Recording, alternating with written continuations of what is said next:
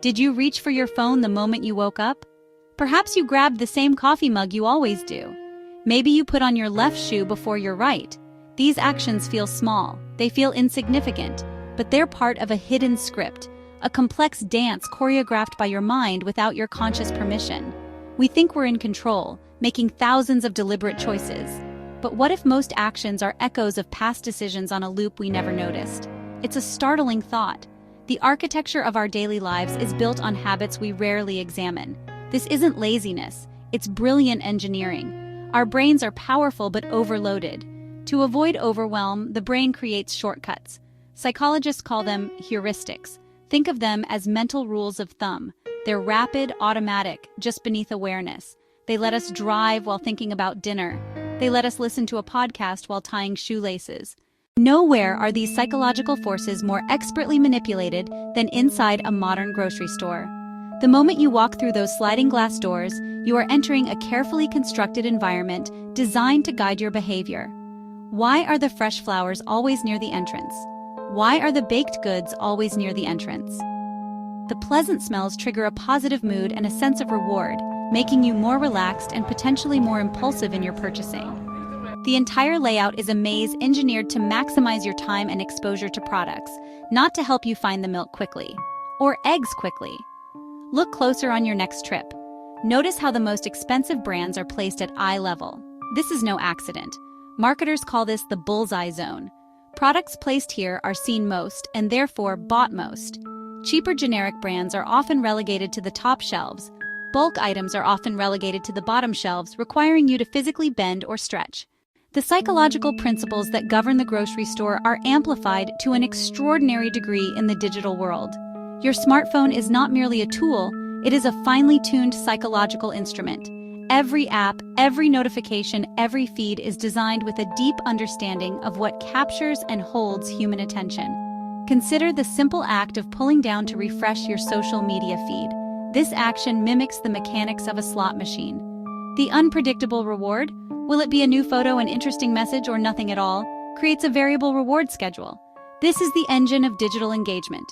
App designers, much like casino operators, know that the brain is captivated by unpredictability.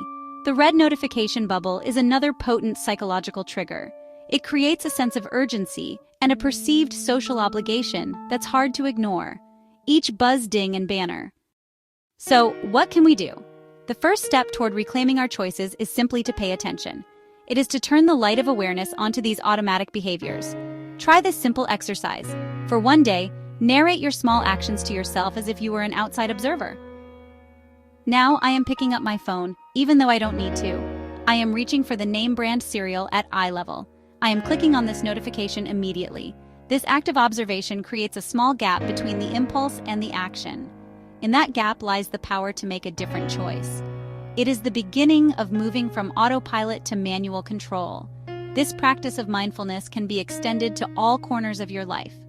Before you buy something, ask yourself one simple question. Why am I buying this? Is it a genuine need or is it a response to a clever marketing cue? Before you reflexively check your phone, pause and ask, what am I hoping to find? Often, the urge dissolves when it is examined. The goal is not to eliminate all habits. They are, after all, essential for functioning. The goal is to distinguish between the habits that serve you and the habits that have been installed by outside forces for their own benefit. Without them, every action would demand intense focus. Our morning routine would become an exhausting mental marathon. We wouldn't be able to function. These shortcuts form through repetition. You act, get a small reward, the comfort of coffee, a message's social hit, and your brain forges a pathway. Repeat it and the pathway gets stronger and faster. Eventually, the cue routine reward. This loop is the engine of habit, powering much of what we call personality. We become the sum of automated responses. The result? A life on autopilot. We follow the familiar path because it's the path of least resistance. Our brains conserve energy by defaulting to the known. Breaking a habit is hard. It takes conscious effort to override super-efficient machinery.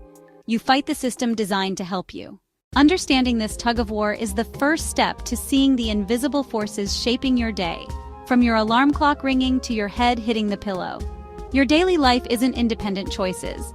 It's a story written by your habits. It is also helpful to consciously design your environment to support your intentions. If you want to check your phone less, move the most distracting apps off your home screen, or place your phone in another room for periods of time. If you want to avoid impulse buys at the grocery store, make a list and commit to sticking to it. These small acts of choice architecture use psychology in your favor. You are creating an environment where your brain's tendency to take the path of least resistance leads to a better outcome. You are becoming the designer of your own behavioral nudges, rather than a passive recipient of them. Ultimately, understanding the hidden psychology of your daily life is not about feeling manipulated or powerless. It is the opposite. It is an act of empowerment. It is the discovery of a hidden blueprint for your own behavior.